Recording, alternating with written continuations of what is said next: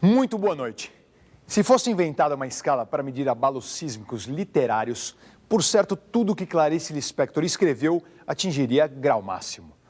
Ela era um terremoto completo, nem sempre com conotações trágicas. Embora seja preciso reconhecer que para mergulhar na leitura de Clarice Lispector é necessário um certo preparo psicológico. Com ela, não existe meio termo para o leitor. Vencido o primeiro estranhamento, não há como não se render à sua escrita indefinível, mágica, que muitos tomam com certo exagero como feitiçaria. Mistura de prosa, confissão, discursos internos e poesia, Clarice sempre soube resolver os nossos mais secretos medos. Sempre esteve perto da legião estrangeira que se esconde dentro de nós. Os 30 anos incríveis de hoje mostram uma histórica entrevista que ela concedeu em 1977 ao jornalista Júlio Lerner. Pouco tempo depois, Clarice Lispector morria e é inevitável dizer que sua palavra continua mais viva do que nunca. Bom proveito. Clarice Lispector, de onde vem esse Lispector? Eu não sei, eu perguntei, é um nome latino, né? E eu perguntei ao meu pai desde quando havia Lispector na Ucrânia. Ele disse que de gerações e gerações anteriores. Eu suponho que o nome foi rolando, perdendo algumas sílabas e se transformando nessa coisa que parece uma coisa lis no peito, em latim, flor de lis. Quer dizer, é um nome que quando eu escrevi meu primeiro livro, Sérgio Millier, eu era então completamente desconhecida, é claro. Sérgio Millier diz assim: essa escritora de nome desagradável, certamente um pseudônimo. E não era meu nome mesmo. Você chegou a conhecer o Sérgio Millier pessoalmente? Nunca. Porque eu publiquei meu livro e fui embora do Brasil para viajar, porque eu me casei com um diplomata brasileiro. De modo que eu não conheci as pessoas que escreveram sobre mim, eu não conheci. Clarice, seu pai fazia o que profissionalmente?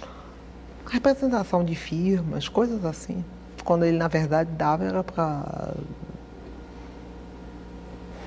coisas de espírito.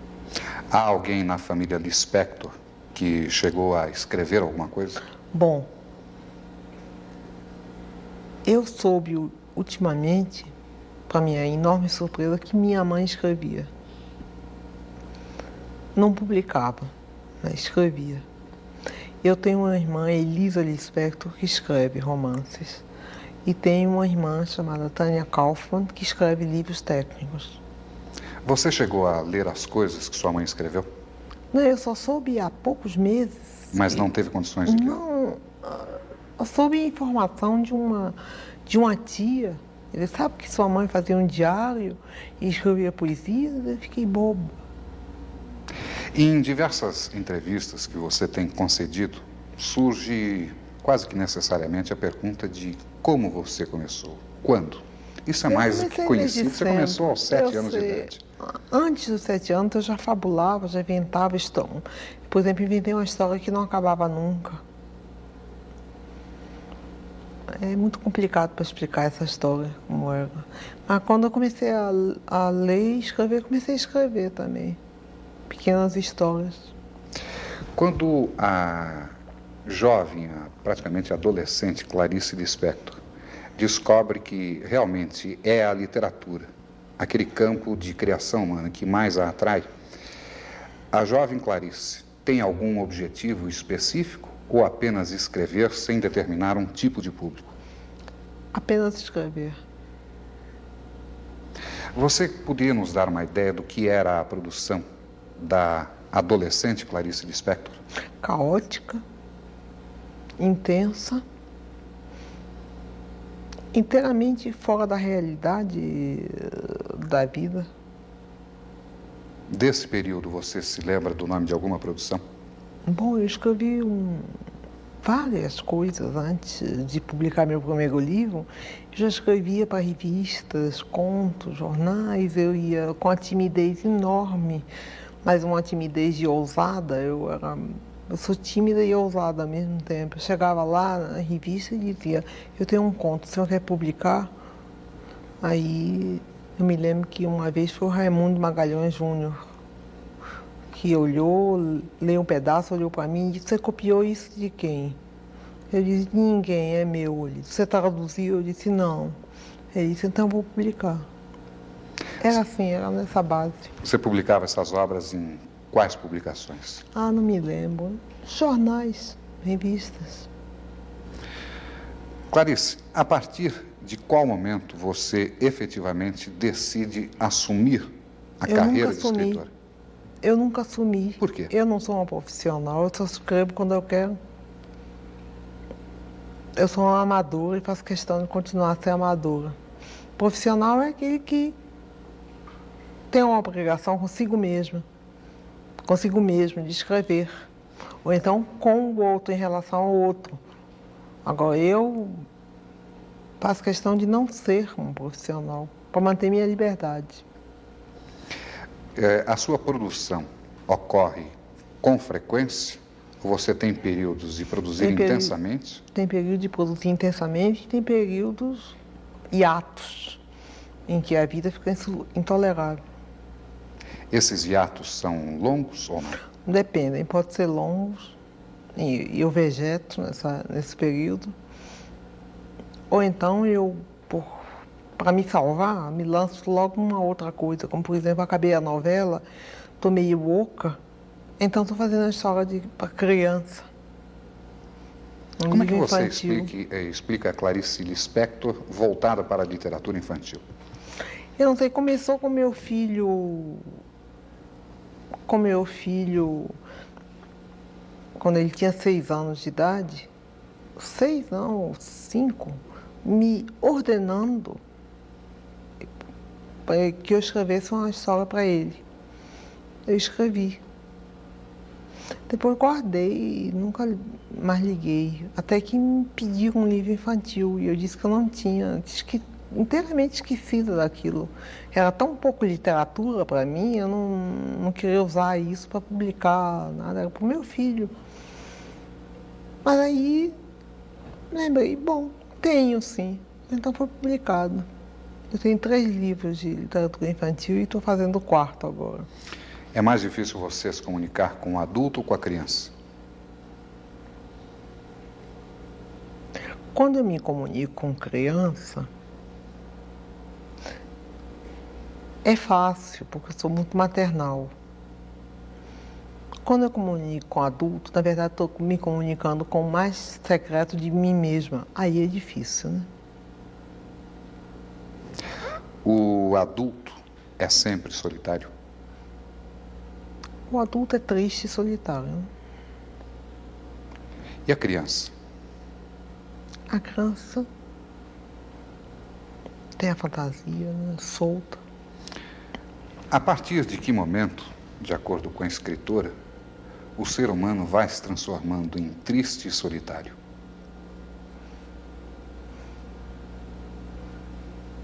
Isso é segredo. Desculpa, não vou responder. A qualquer momento da vida, basta um choque um pouco inesperado e isso acontece. Mas eu não sou solitária, não, tenho muitos amigos. E só estou triste hoje porque estou cansada. De modo geral, eu sou alegre.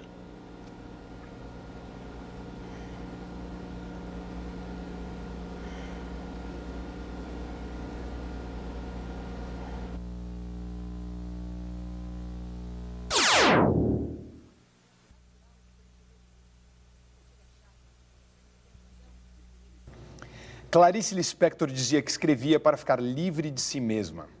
Também falava que escolher a própria máscara é o primeiro gesto voluntário humano e solitário. Colhendo essas e muitas outras frases e pensamentos esparsos de Clarice e desvendando mais sobre sua intrigante personalidade, a professora Nádia Batella Gottlieb escreveu a biografia Clarice, uma vida que se conta. No livro, fica-se sabendo mais sobre os mistérios que envolveram a vida da escritora nascida na Rússia em data indefinida na década de 20 e que viveu em vários cantos do mundo, fixando-se depois no Rio de Janeiro, aonde morreu. Antes de mais nada, Nádia, seja bem-vinda ao nosso programa. Obrigada. Eu gostaria de saber se é uma data indefinida mesmo ou se supõe-se que tenha sido dia 10 de dezembro. Há várias datas documentadas a respeito do nascimento dela, mas eu acho que a mais provável, e a que consta no meu livro, é a de 10 de dezembro de 1920. Eu fico com essa. Por que essa dúvida a respeito da data? Dúvida porque ela mesma declarou haver nascido em vários anos. À medida que o tempo passava, ela ia fazendo as suas adaptações.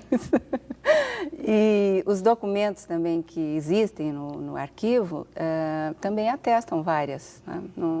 Então, eu acho que a mais provável é essa, tendo em vista o conjunto dos documentos disponíveis, a que eu tive acesso na pesquisa. Perfeito. Ela se considerava russa ou ela era mais brasileira, pelo fato de ter vindo com 2 meses? Ela veio muito cedo. Ela veio cedo.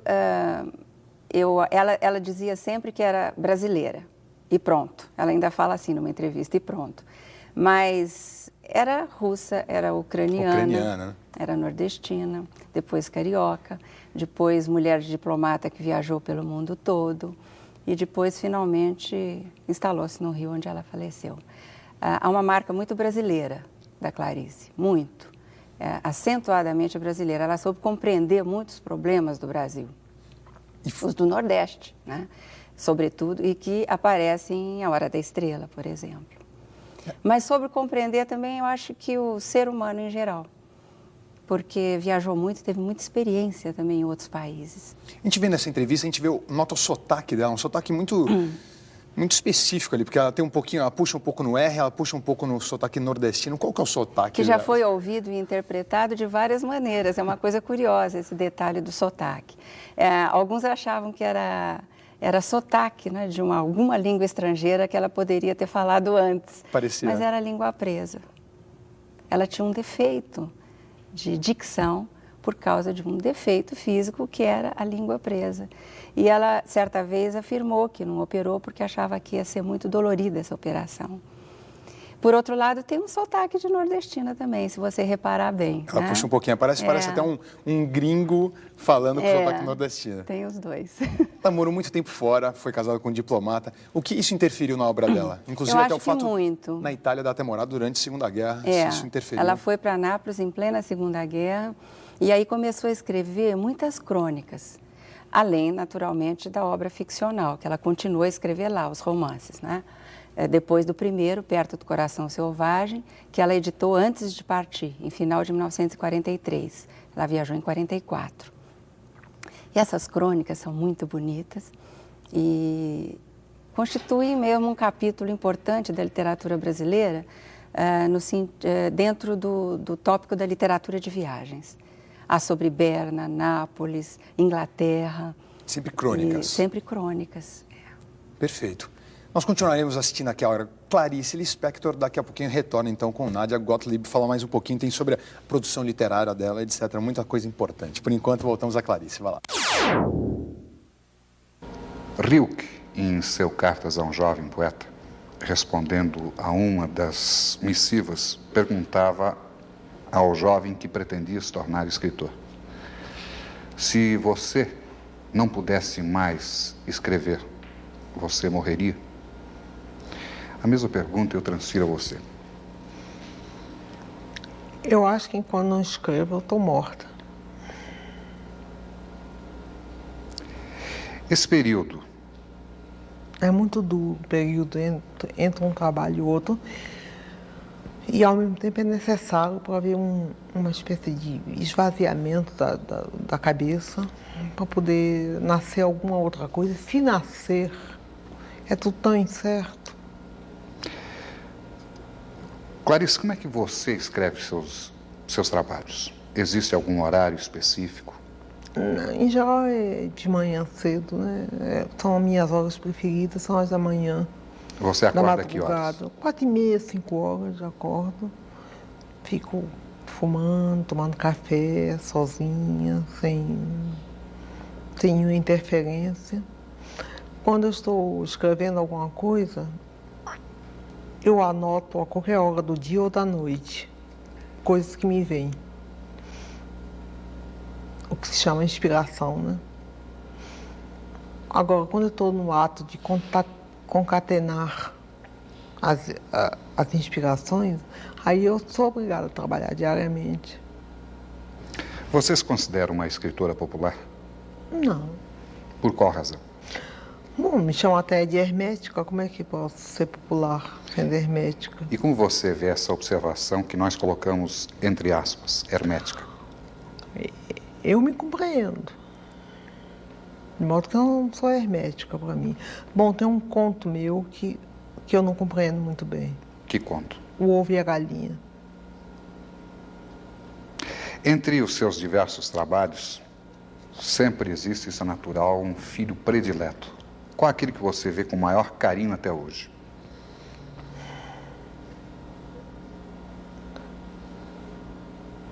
O Ovo e a Galinha, que é um mistério para mim. Uma coisa que eu escrevi sobre um bandido, sobre um criminoso chamado Mineirinho, que morreu com 13 balas, quando uma só bastava, e que era devoto de São Jorge e tinha uma namorada, que me deu uma revolta enorme. Eu escrevi isso. Sobre esse seu trabalho em torno de Mineirinho, qual o enfoque que você deu? Eu não me lembro muito bem, já foi há bastante tempo. A qualquer coisa assim, como o primeiro tiro me espanta, o segundo tiro, não sei o que, o terceiro tiro, coisa. O 12º me atinge, o 13º sou eu. Me transformei no Mineirinho, massacrado pela polícia. Qualquer que tivesse sido o crime dele, uma bala bastava. O resto era vontade de matar. Era prepotência. Em que medida o trabalho de Clarice Lispector, no caso específico de Mineirinho, pode alterar a ordem das coisas? Não altera em nada. Não altera em nada. Eu escrevo sem esperança que eu escreva altere qualquer coisa. Não altera em nada. Então, por que continuar escrevendo, Clarice? E eu sei. Porque, no fundo, a gente não está querendo alterar as coisas, a gente está querendo desabrochar de um modo ou de outro, né? No seu entender, qual é o papel do escritor brasileiro hoje em dia? O de falar o menos possível.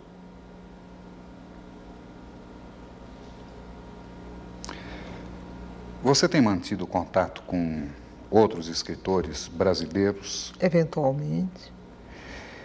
E mesmo, acredito, latino-americanos. Latino-americano. Quais aqueles que você acredita serem os mais significativos deste tempo atual? Eu prefiro não citar nomes porque eu vou esquecer alguns e vai ofender, vai ferir. Assim eu não cito ninguém. Mas aquele que a toque mais de perto, que lhe diga mais intensamente. Não falar nada. Estamos voltando aqui então com Nádia Gottlieb, autora então da biografia de Clarice Lispector. Ela se define como uma pessoa tímida e ousada ao mesmo tempo. Ela era exatamente tímida e ousada ou não? Eu a vejo assim. Eu acho que era tímida e ousada ao mesmo tempo. Aliás, esse ao mesmo tempo é uma das tônicas da literatura dela. Os personagens são sempre alguma coisa e o contrário dessa alguma coisa ao mesmo tempo. Ela fala, é uma das escritoras nossas que enfrenta muito bem a questão do ódio. Geralmente fala-se no amor, né? E abafa-se o ódio. Então, em Clarice existe tão intensamente o amor quanto o ódio, que é o que ela chama de paixão. Na mesma as duas proporção. Coisas ao mesmo tempo. E esse traço de personalidade, marcado por duas características, às vezes até antitéticas, opostas, eu acho que é a marca da personalidade da Clarice também. Ela fala, inclusive, que aqueles intervalos nos quais ela não escrevia, ela falava, ela estava morta, é isso? A Clarice vivia intensamente a arte que ela fazia, a tal ponto que essa é uma proposta que eu passo, né, no meu livro, ela foi se ficcionalizando e chegou a se enxergar como personagem. E as coisas se misturavam também. Que nos conflitavam muito. Ela, escritora, com ela como pessoa, até que não se conflitavam, viviam pacificamente. Acho que não, porque quem sabe fazia parte tudo do mesmo plano, de vida ou de morte, não sei. E a partir da Clarice, a gente pode dizer que existe uma prosa essencialmente feminina na nossa literatura, não? Eu acho muito difícil você dizer o que é essencialmente feminino, porque há graus de sexualidade, né? E fica difícil você dizer. Eu acho que o que é feminino vai acontecer depois de você dizer o que cada mulher disse e como. Daí, quem sabe, haja aí um denominador comum e a gente possa chegar a certos postulados em torno de uma teoria da linguagem feminina. Mas cá entre nós, ninguém escreveu como mulher como a Clarice. Verdade, uma das maiores escritoras do Brasil. Não só porque os personagens, na maioria, são mulheres, mas porque o modo de ver, tem um olhar aí feminino que um dia a teoria da literatura vai tentar definir e talvez consiga. Olha, para finalizar aqui, qual foi a relação dela em relação à própria obra? Porque ela fala que tem o ovo e a galinha, ela gostava muito porque ainda permaneceu um mistério para ela mesma. Como é que era a relação? Ela gostava dos livros, dos próprios livros? Eu acho que gostava. O fato de não voltar a eles mais, eu acho que é tão comum, né? Porque quando o escritor termina a obra, se desvincula, né? A obra vai viver por si. Agora, ela como leitora, parece um pouco, talvez, com a gente como leitor. Quer dizer, ela fica intrigada com os textos próprios que ela não consegue entender muito bem. E eu acho que essa é uma outra marca que eu, pelo menos leitora, sinto. Aquilo que eu não entendo bem, eu quero entender e me instiga.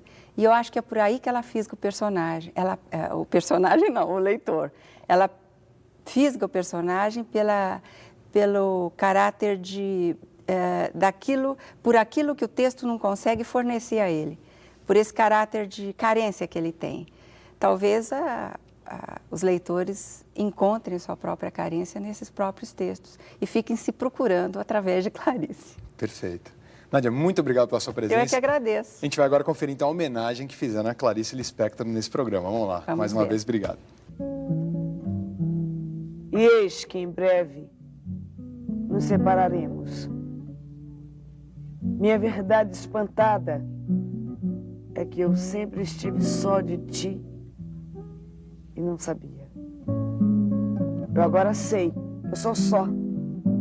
Eu e minha liberdade que não sei usar. Mas eu assumo a minha solidão. Sou só e tenho que viver uma certa glória íntima e silenciosa. Guardo seu nome em segredo. Preciso de segredos para viver.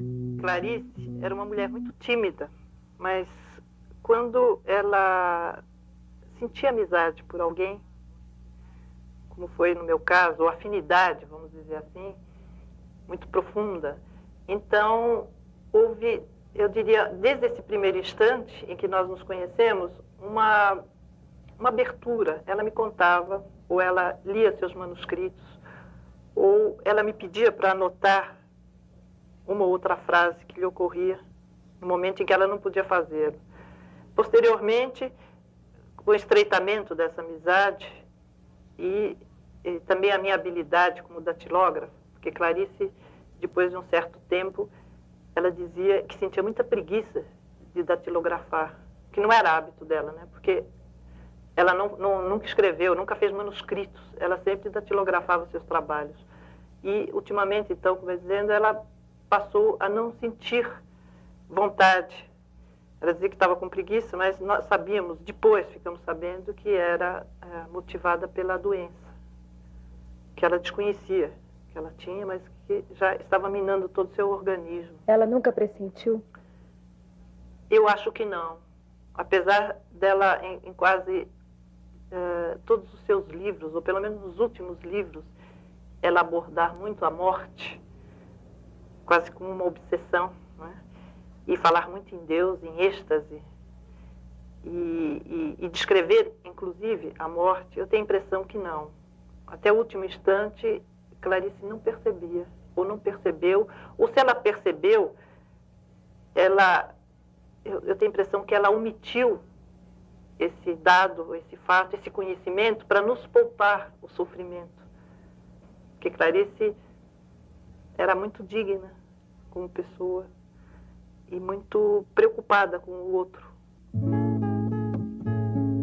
E eis que depois de uma tarde de quem sou eu, e de acordar a 1h da madrugada em desespero, eis que às 3h da madrugada acordei e me encontrei. Fui ao encontro de mim, calma, alegre, plenitude sem fulminação. Simplesmente eu sou eu, e você é você. É lindo, é vasto, vai durar. Eu não sei muito bem o que vou fazer em seguida, mas por enquanto olha para mim e me ama.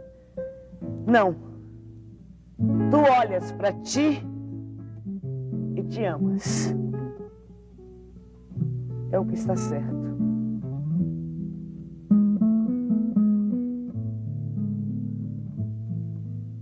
Ela tinha suas obrigações diárias, como qualquer dona de casa. Então, ela era uma pessoa, eu diria, normal, natural. O ato de escrever em Clarice não interferia nesse cotidiano. Ela o fazia naturalmente. Muitas vezes ela estava ordenando as compras do dia e se interrompia para anotar uma frase, um pensamento.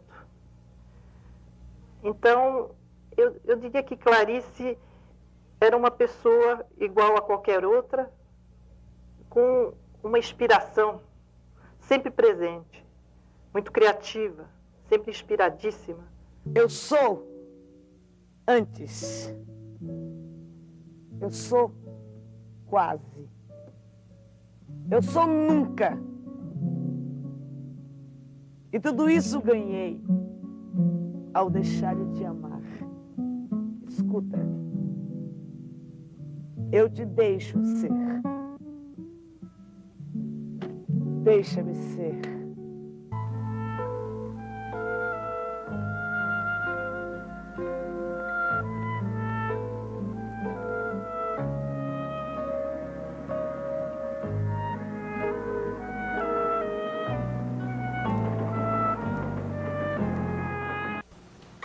O último livro que Clarice Lispector escreveu foi A Hora da Estrela, depois transformado em filme pela cineasta Susana Amaral.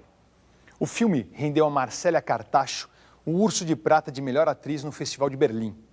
Marcélia vivia Macabea, uma anti-heroína tosca, ingênua e humilde, que é a cara do Brasil. Ô, cabeça chata, baiana, tu não tem cara, não? Eu sim. Não sou cabeça chata nem baiana. Baiano é macumbeiro. Eu sou nortista. E qual é a diferença? Me diz uma coisa. Você é feliz? Feliz serve pra quê?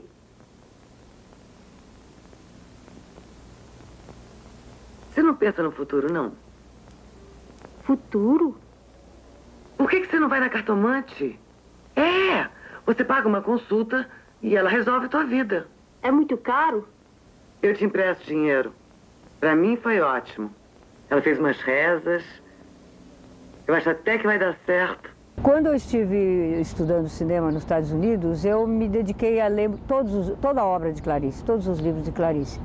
E quando eu estava buscando uma obra para ser adaptada, foi justamente A Hora da Estrela, que era um dos últimos, que era o último livro dela, e com o qual eu me identifiquei muito, porque eu descobri o Brasil fora do Brasil.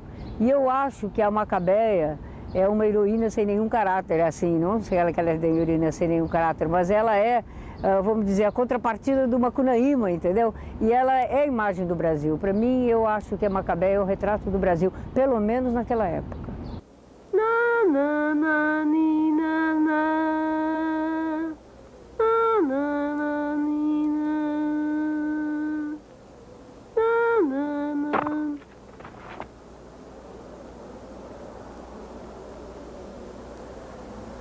comigo, levante. Venha. Não, foi uma quedinha de nada, precisa não. Venha, levante.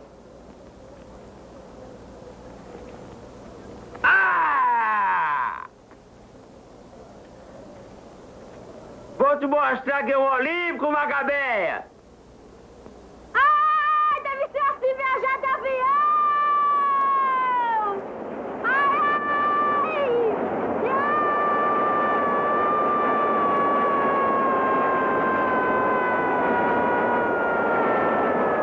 A gente sente, lendo A Hora da Estrela, que ele foi escrito, que esse livro foi escrito assim, como se fosse um vômito, entendeu? Uma coisa assim que saiu de dentro dela, como se ela tivesse necessidade, como que ela precisasse verter tudo aquilo para fora.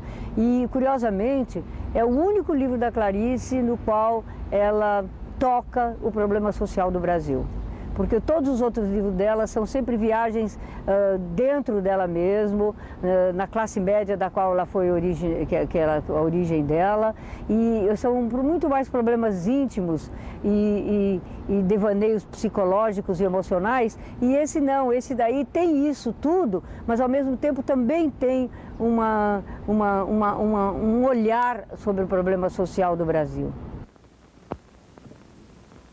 Uma das partes do livro que muito me atraíram, que me deixaram assim um pouquinho encucada pensando a respeito, foi justamente a parte da sequência da cartomante. Porque na sequência da cartomante, mesmo no livro ela cita isso, que a cartomante tinha errado, fez um erro ali. E aquela moça que tinha sido atendida antes da Macabeia e que saiu, inclusive no filme eu mostro ela descendo a escada toda acabrunhada, triste, entendeu? Ela havia vaticinado que ela iria e que ela poderia ser atropelada. Então, a cartomante errou o vaticínio dela, a previsão. Você vai perder o emprego e já perdeu o namorado. Pobrezinha Macabeia, coitadinha. Ai, coitadinha.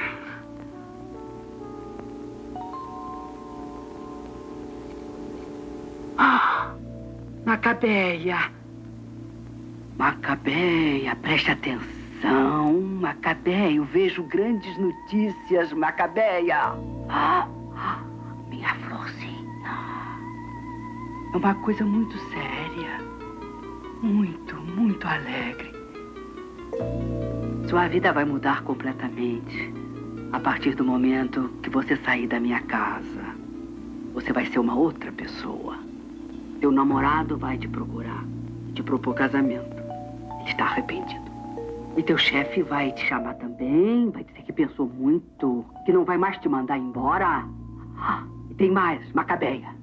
Grandes dinheiros vão te chegar pela porta da rua por um estrangeiro. É um estrangeiro que vem te trazer esse dinheiro. Você conhece algum estrangeiro? Não, senhora. Mas vai conhecer. É um estrangeiro louro, de olho azul. Não, verde. Se você não estivesse tão apaixonada pelo seu namorado, Macabeiazinha, esse gringo ia namorar você? Então, é uma coisa que me deixou assim um pouco pensando a respeito, entendeu? Por que será que a Clarice teria escrito isso?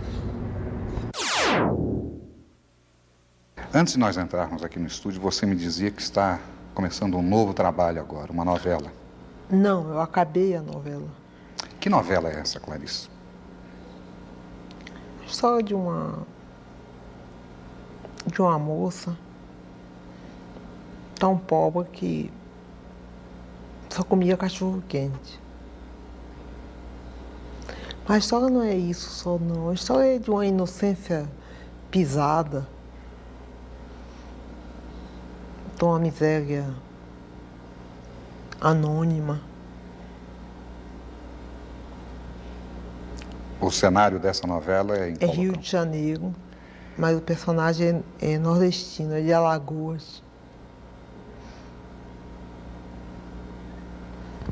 Onde é que você foi buscar dentro de si mesma? Eu morei em Recife. Eu morei no Nordeste, eu me criei no Nordeste. E depois, no Rio de Janeiro, tem uma feira dos nordestinos. no Campo São Cristóvão, uma vez eu fui lá e peguei o ar meio perdido do nordestino no Rio de Janeiro. Daí começou a nascer a ideia de Depois eu fui a uma cartomante e imaginei várias coisas boas que iam me acontecer e imaginei, quando tomei o táxi de volta, seria muito engraçado se um táxi me pegasse, me atropelasse e eu morresse depois de ter ouvido todas essas coisas boas. Então daí foi nascendo também a trama da história. Qual o nome da heroína da novela? Não quero dizer. É segredo. E o nome da novela, você poderia revelar? 13 nomes. 13 títulos. Você entra em contato, eu acredito que com frequência, com jovens estudantes universitários? De vez em quando me procuram, mas eles têm muito assim, medo de me atrapalhar. Eles têm muito medo de que eu não receba. Por qual razão? Eu não sei porquê. Mas aqueles que conseguem ou romper a timidez... ficam perfeitamente à vontade comigo e tomam um café comigo e entram na minha casa e eu recebo como amigo. Normalmente, o contato do jovem estudante com você revela que tipo de preocupação? Revela uma coisa surpreendente, é que eles estão na minha. O que significa estar na sua? É que eu penso às vezes que eu estou isolada e quando eu vejo estou tendo universitário, gente muito jovem, que está completamente ao meu lado. Aí me espanta e é gratificante, né? Nós ouvimos com frequência de que as novas gerações pouco leem no Brasil. Você confirma isso? Bom, os universitários são obrigados a ler porque impõem a ele a obra, né? Agora eu não estou a par dos outros. De seus trabalhos, qual aquele que você acredita que mais atinja o público jovem? Depende inteiramente. Por exemplo, o meu livro A Paixão Segundo GH, um professor de português do Pedro II veio lá em casa e disse que leu 4 vezes o livro e não sabe do que se trata. No dia seguinte, uma jovem de 17 anos, universitária, disse que este livro é o livro de cabeceira dela. Quer dizer, não dá para entender. Isso aconteceu em relação a outros de seus trabalhos? Também em relação a outros dos meus trabalhos. Qual que você se lembra agora? Ou toca ou não toca. Ou, quer dizer, suponho que me entender não é uma questão de inteligência, e sim de sentir, de entrar em contato. Tanto que o professor de português e literatura, que devia ser o mais apto a me entender, não me entendia. E a moça de 17 anos lia e relia o livro. Parece que eu ganho na releitura, né, o que é um alívio. Você acredita que essa dificuldade é própria para apenas algumas camadas de nosso tempo e com novas gerações ela será entendida de imediato ou continuará? Não tenho a menor ideia. Não tenho a menor ideia. Eu sei que antes ninguém me entendia, agora me entendem. A que você atribui isso? Eu acho que tudo mudou, porque eu não mudei, não. O que teria mudado, Clarice? Que eu saiba, eu não fiz concessões. Mas o que teria mudado nas pessoas que as levassem a compreender o seu trabalho? Eu realmente não sei. É uma pergunta que eu faço a você, porque eu não sei responder. Você discute muito com a Clarice Lispector, escritora? Não. Eu me deixo ser. E convivem em paz? Às vezes não em paz, mas... Normalmente, que tipo de problema a Clarice Lispector, escritora, traz a você? Às vezes o fato de me considerar escritora me isola. Por qual razão? Me põe um rótulo. E você acredita que as pessoas olhem para você através desse rótulo? Às vezes através desse rótulo. Tudo que eu digo é a maior bobagem, então é considerada como uma coisa linda ou uma coisa boba, tudo na base de ser escritora. É por isso que eu não ligo muito a essa coisa de ser escritora, de dar entrevista e tudo. É porque eu não sou isso. Se essa é a tendência do público, qual você acredita que deva ser o perfil médio de seu leitor? Sabe que eu não sei? Você não tem ideia? Não. Você acredita que uma pessoa vá a uma livraria especificamente comprar um livro de Clarice Lispector? Parece que isso que acontece. Eu sei porque às vezes me telefonam e me perguntam em que livraria encontra meu livro. Então eu sei que tem pessoas que vão procurar exatamente meu livro. É que no fundo eu escrevo muito simples, sabe? E será que as coisas simples hoje são recebidas de maneira complicada? Talvez, mas eu escrevo simples. Eu não enfeito. Na sua formação como escritora, quais aqueles escritores que você sente que realmente influenciaram, que marcaram? Eu não sei realmente, porque eu misturei tudo. Eu li livro, romance para mocinha, livro cor-de-rosa, misturada com Dostoiévski. Eu escolhia os livros pelos títulos. E não pelos autores que eu não tinha conhecimento nenhum. Misturei tudo. Fui ler aos 13 anos Hermann Hesse, tomei um choque. O Lobo na Estepe. Ou da Estepe, não sei. Aí comecei a escrever um conto que não acabava nunca mais. Terminei rasgando e jogando fora.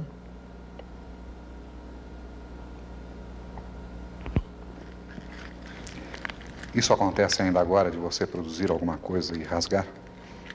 Eu deixo de lado ou rasgo. Não, eu rasgo, sim. É produto de reflexão ou uma emoção Raiva, instantânea? um pouco de raiva. Com quem? Comigo mesmo. Por que, Clarice? Sei lá, eu tô meio cansada. Do quê? De mim mesmo. Mas você não renasce e se renova a cada trabalho novo? Bom, agora eu morri.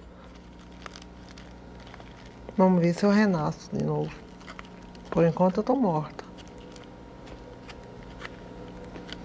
Tô falando de meu túmulo. Se Clarice Lispector dizia que cada um de nós escolhe a própria máscara, mesmo que sem consciência disso, o mesmo não pode se dizer de atores. Semana que vem aqui nos 30 Anos Incríveis, a ficção de João do Rio na versão de Denoá de Oliveira. Como sente a grande viagem, meu caro Antenor Farândula? Tudo se multiplica veloz, muito veloz. Parece que tudo escapa. A Besta Cibernética é uma adaptação do conto O Homem da Cabeça de Papelão, realizado pela TV Cultura em 1988. Eu espero vocês lá, valeu, até a próxima.